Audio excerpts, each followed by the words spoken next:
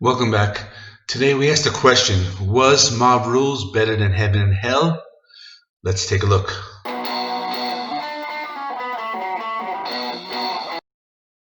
Mob Rules was the 10th studio album by the English heavy metal band Black Sabbath. It was released in November of 1981. It followed 1980's Heaven and Hell. It was the second and last Black Sabbath studio album to feature lead vocalist Ronnie James Dio. And what's interesting is this is the only album to feature the drummer Vinny Appice, and he didn't appear until later, until 1992, with the album Dehumanizer. The album was produced and engineered by Martin Birch. In 1992, Tony Iommi, in an interview with Guitar World, said, "Mod Rules was a confusing album for us.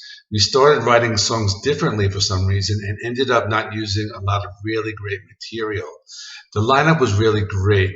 The whole thing fell apart for us for silly reasons. We were all acting like children."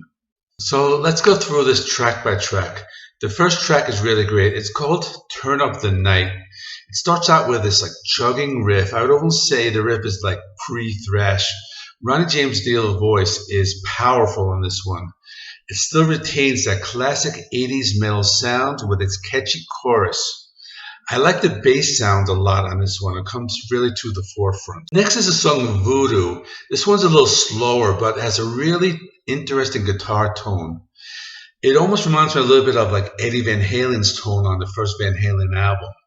The song has some heavy chugging riffs throughout and a melodic solo. The next song is The Sign of the Southern Cross. This song is amazing. It starts out with a quiet acoustic guitar. Ronnie James Dio opens up with some quiet vocals and creates an atmosphere that builds up. A little over the 1 minute point, the riff comes in and just knocks you down. The verse is a little quieter, and the sound of the bass creates this atmosphere, almost like the blowing of the wind. The song is heavy, it's doomy, it's melodic. It's a really good headphone song because you can hear a lot of unique sounds in the background, especially at the 4 minute mark. In an interview on a concert film, Neon Nights, 30 Years of Heaven and Hell, Geezer Butler cites The Sign of the Southern Cross. It was his favorite Mob Rules track because it gave me a chance to experiment with some bass effects. At almost 8 minutes long, the song is epic. Next is the song E5150. This is a very strange instrumental. You need headphones to appreciate it. It consists of a lot of like sci-fi sound effects. For me, it seemed a little out of place. Some people might like it. Some people might skip it. It appeared in that movie Heaven and Hell. It was like that cartoon animated movie, but it never appeared on that soundtrack. Next is the title track, The Mob Rules. This is a heavy, driving song. It has that classic 80s metal feel to it. Ronnie James Dio shows off his powerful voice on this one. The bass sounds really good in the mix, and the solo is shredding. The song is a little over 3 minutes. It's a really good track. The next song is Country Girl. This one has a throwback sound from the early Black Sabbath albums. You could almost imagine Ozzy Osbourne singing it. It would fit perfectly on like their earlier albums, maybe like Sabbath Bloody Sabbath, for example. It's really nice hearing Ronnie James Dio sing a song in that like older Sabbath style. It gets a little quieter at the 2 minute mark and has some really cool harmonies and a brief but really great guitar solo. Next is Slipping Away. This song is very Zeppelin-esque. It's a hard rocker, a little more of a commercial edge to it. It's melodic. The best part of the song is this dueling guitar and bass solo. Otherwise, it's just an okay song. Next is Falling Off the Edge of the World. It starts with a slow and quiet intro, picks up a little at the near 1 minute mark, has some really cool bass tones. Then it goes into like this funeral doom riff, which is way ahead of its time.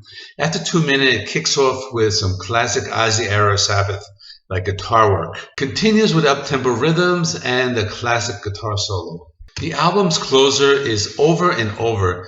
This is another slow, doomy song. This is another one that was ahead of its time. It reminds me of bands from that like death doom genre of heavy metal.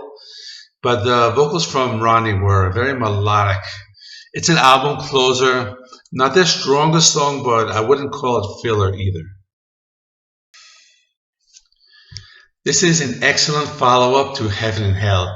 If I had to compare the two, I would say Heaven and Hell is slightly better, but only by a smidgen. And if you want to know what a smidgen is, it's the distance in height between a smurf and a pigeon. On one hand, Heaven and Hell is more cohesive, and Mob Rules gets a little more experimental. But on the other hand, Mob Rules includes the best song on the two albums, which is The Sign of the Southern Cross. Mob Rules also has some unnecessary instrumentals like the E5150, has a few weaker songs such as Slipping Away, but I will give Mob Rules a few extra points for originality because it was a little more experimental, explored different styles. So my final score for this would be a 9 out of 10. It's another classic. Okay, so let me know what you think in the comments section.